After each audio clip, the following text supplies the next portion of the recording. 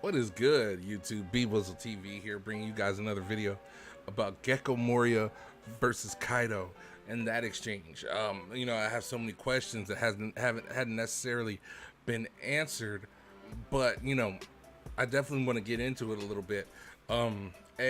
About Gecko Moriah and his grave robbing escapades. How he likes to do that. Gecko Moriah and how he got Oars in the first place. Gecko Moriah and how excited he was to get Oars Jr. So many things. And why does he have an Oars type beast? Because we know when we look at an Oars type beast and we look at a Kaido type beast, they look very similar. Almost like Kaido is half Oars, half human, because he doesn't have like the yellow furry body, but he has like the mane and the horns, and he's super tall and super strong. So it's very possible that I think Kaido might be half Oars, half man, because Jaguar D Saul kind of looked like an Oars too, but he kind of looked like half human. Like that was a different phenotype of the offspring would look a little bit more Oars like. But either way, there are a lot of things that go into that exchange, and we all know that Gecko Moriah went against Kaido and he lost every single member of his crew. They all died except for Gecko Moriah. He was the only one to survive, and he loved his crew, kind of like Luffy loves his crew, kind of like Don Quixote loves his crew, his family, as Don Quixote do Flamingo would call it. That's his family. You know what I'm saying? If anybody tried to hurt his family, or like Katakuri, and in recent episodes, if anybody tried to hurt his family, it'd be over for you, dude. It'd be over for you. He loved his crew, and Kaido massacred every single one of them. And if you saw how he did Eustace Captain Kidd, he said, "You guys think it's a game out here. You guys think people are playing pirates. I do this. I am Kaido. I am the king of beasts. And if you come to my territory trying to act like you run anything, let alone shit, like anything at all, boy, I will murk you." That is how Kaido gets down. Even told Big Mom. If you go after Luffy, I'll kill you, Lin Lin. Said that to Big Mom. And we all know, there is no killing Big Mom. Ain't no way you can kill that bitch. It's over, man. Ain't no way you can kill her, man. She's a tank. What are you talking about? Like, try and punch her armament hockey. Boom, smack her away. She was one-handed killing Elbaf warrior giant legends. Killing them one-handed, okay? When she was a 5-year-old. That's how strong Big Mom is. And Kaido is strong enough to say, "I'll kill you for that." And Gecko Moriah, they say in his heyday, could rival a Kaido. Because we all know that fruit is broken. When we talk about Gecko Moriah's fruit, the shadow fruit, or the Kage no Mi, is broken. Now, we can't really go full on into how this exchange went, because we don't know what Kaido's power is. We don't know what his power is. We don't have very much information about Kaido and his power. We know his crew. Ain't nothing to sneeze at, man.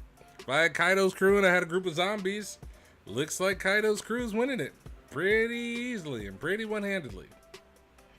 I'm just saying. He has those people that you hit them and they laugh. Give me more pain. I hate that shit. They got that shit in Kaido's crew. They got it on lock too. So I don't really know how that exchange between Gecko Moriah and Kaido is really gonna go. But there's a lot of different things that come into play. Also, we know that after that exchange, okay, we don't know, but we could speculate that Gecko Moriah, that is when he took the opportunity to dig up Ryuma, which gives me the evidence that Gecko Moriah at one time or another was in Wano. Okay? He was in the New World. He was in Wano, because that's how he got Ryuma. Okay? And he dug him up. He got the Shusui sword, and then put Brook's shadow inside of Ryuma, in order to move that situation forward. And we all know Ryu's zombie was nothing to sneeze at. On top of that, Zoro being the beast that Zoro is, and Oda being the genius writer that he is, because we see Brook and he's a swordsman, right? So automatically, with Roronoa Zoro being in the crew, they're like, who is better, this swordsman who just popped up or Zoro? And that was a very clever way to put that if Brook was to give all his might, he's still not fucking with Zoro on the swordsmanship. So like, that is cool, and I really like how subtly Oda did that with the Ryuma fight, giving all, even if Brook had the strength of a legendary Wano samurai, he's still not foxing with Zoro. Not gonna happen. He's not gonna beat that dude, and I'm perfectly fine with that. And that answered a lot of questions with me within Thriller Bark. Moving forward, though, and at the time when everybody was, he was still a warlord.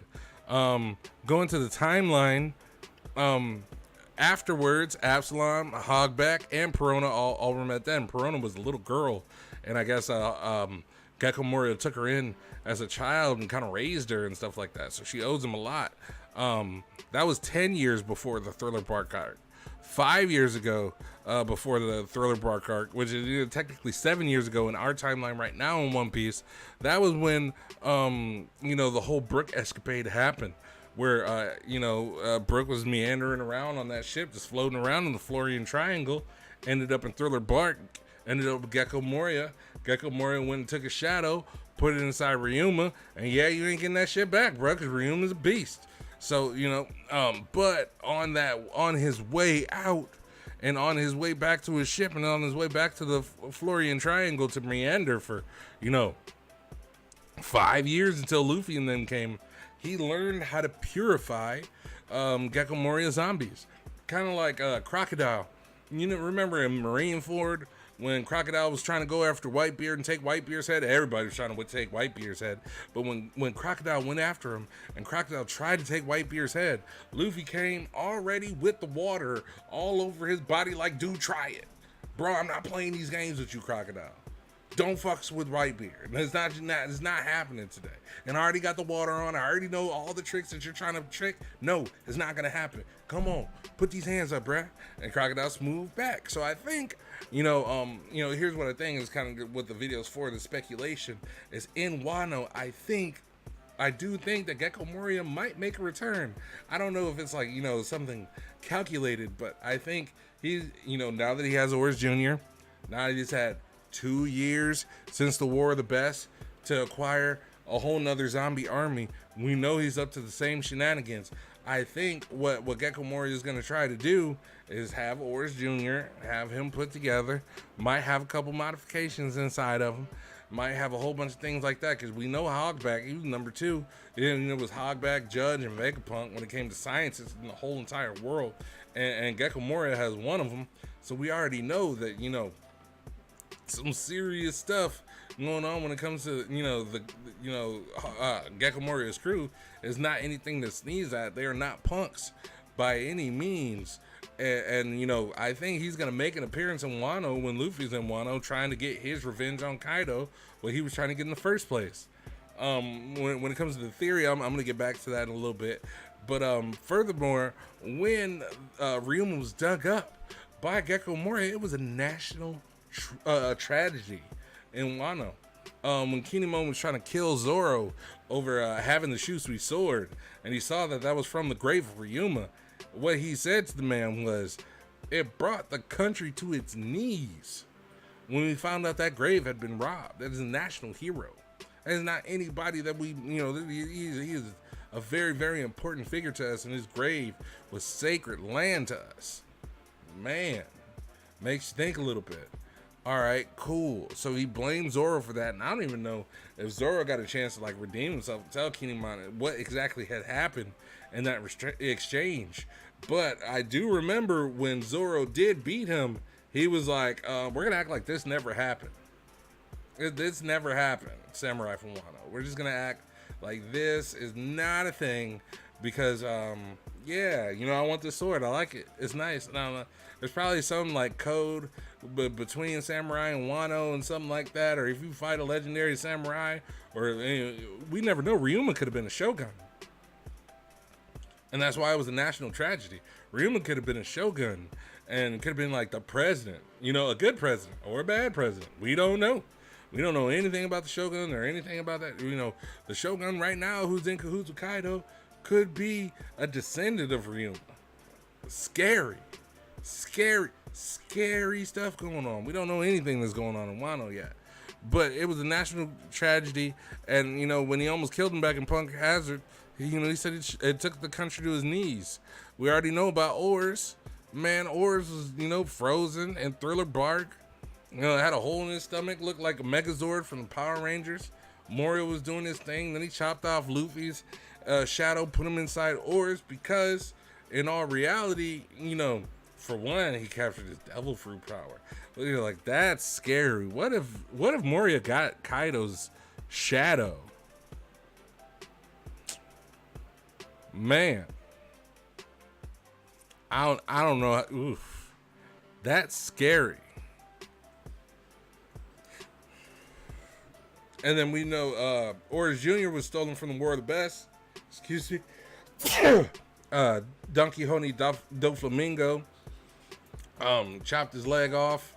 Gecko Moria hit him with that one fucking, that spade or some shit like that. Went straight through Oars. It was over for that dude. Killed him. And then, at the end of the war, Shanks ends the war. Oars big as hell laying across the floor. Stops Akainu from hitting Kobe. All of a sudden, we don't see nothing in the backdrop anymore. Another video coming soon about Shanks, about a power that we've seen Luffy do, and about a power that we've seen Rayleigh's do, because I still don't understand how they could travel that fast and appear right in front of somebody. A lot of people say it's observation. It got to be more than observation hockey, because they showed up at a location and traveled across the island. Luffy was on, there's a whole different conversation. We're going to say that for a different video. But it could be possible, like I was saying in the beginning of the video, that Kaido is like half Oars, half human. A lot of people have said he's a sea king who ate the human fruit. Scary. You know what I'm saying? Scary. Super scary. He could be an Oars that ate the human fruit. Super duper flooper scary. Still scary. But those, island crushing mammoth beings that are in the One Piece world that are like Oars Jr. And we know Oars Jr. was in Wano, because that's when Ace's flashback. He flashed back. He was over there kicking it with Oars Jr. That's how he made him his straw hat, because he said, you're so much closer to the sun, don't you get hot? You know what I'm saying? So let me make you a hat, and he was happy. Another thing is why they always talk in haiku and always rhyme when they talk. That's something that I noticed. See, a lot of people don't go back and watch it in English. I was watching it in English. In Japanese, you read it. You don't really, make that mnemonic, link. But when I watched it in English, or like every time he says something, he rhymes. It's like he's rapping all the time. I would most definitely tell you to watch the English translation of those episodes, because it's crazy. It's something that I need to know more about that. But when it comes to going back to the exchange between him and Moriah, I think in Gecko Moriah's opinion, having a creature as legendary as that, as legendary as Oars Jr., is the only thing that could defeat Kaido in a one-on-one fight, in his opinion. Because as the saying goes, if it's 1v1, Kaido wins. So I think he's trying to, acquire him a zombie of that aptitude, and then use that into a fight with Kaido in order to beat Kaido. Now, the theory that I have is, when this happens, we all know Luffy, it's going to be real hard for Luffy to do that by himself. We've seen him go up against Big Mom. He geared forth, hit her with the Kong gun, and she didn't even flinch. Okay? That has already been established. Okay, that's what Yonko has to provide. Okay, we've seen Whitebeard. Whitebeard took thousands of bullets and cannonballs and stabs and knives and everything. Just hundreds of thousands. took all that damage and tanked it, not without one scar on his back. Bro, these Yonkos ain't nothing to play with. The only Yonko who has any type of bitch ass in his system is Blackbeard. And he's still strong. You gotta give him that. But dude is like 100% punk. And the way that he's doing things is absolutely wrong. And I hope he never becomes king of the pirates. But that's a whole nother conversation as well. Man, I get so hyped when I talk about One Piece. But every one of Moriah's crew was killed in that incident. And he was still a warlord. And man, there has to be so much more information about that exchange in order for Wano to be, as relevant as it is. But here's what I really think. It's gonna get down to it to where Orange Jr. is gonna be there, right? And Luffy's bounty is 1.5 billion. Now it was 300 million when he took his bounty, and that's when he was like, "Yeah, a 300 million bounty. Yeah, let's definitely put this inside of Oars and see what happens." So to have a newer, fresher, 400 and something years younger Oars, and then possibly Luffy donates his shadow this time. Says, "Here, Moriah, cut my shadow off." You know what I'm saying? Now, when it comes to like double crossing, triple crossing, stuff like that, I'm pretty sure Moriah is going to do some crazy stuff like that because he has dreams to be Pirate King too. Just like a lot of people in this world. But I think, I just, after seeing the strength of Yonko, and after seeing Big Mom, and after seeing Whitebeard, and after seeing Shanks, and after seeing Kaido, not even in battle, but just seeing Kaido jump off a Sky Island and try and kill himself, I'm pretty sure that these Yonko are like absolutely nothing to mess with. Absolutely nothing to mess with at all. Shouldn't be messed with like in the slightest. And I'm trying to figure out how Luffy could beat him. Please dialogue about it in the comment section. I read all the comments. I reply to all the comments. Like it if you like it. Subscribe if you want to hear me talk more BS about One Piece, because I talk for days about One Piece. I'm gonna have videos on videos on videos. I got a goal right now of 2 videos a week, and I hit 2 videos this week, so we're just working on 2 videos next week. And we're just gonna do this until the end of time. But thank you very much for watching B-wizzle TV. I love you all. And I could definitely be wrong about Luffy donating his shadow to help Gecko Moria beat Kaido in this one-on-one fight. And I hope I'm wrong, man. I could be wrong, but I'm right. Love this one. Good evening. And thank you for watching.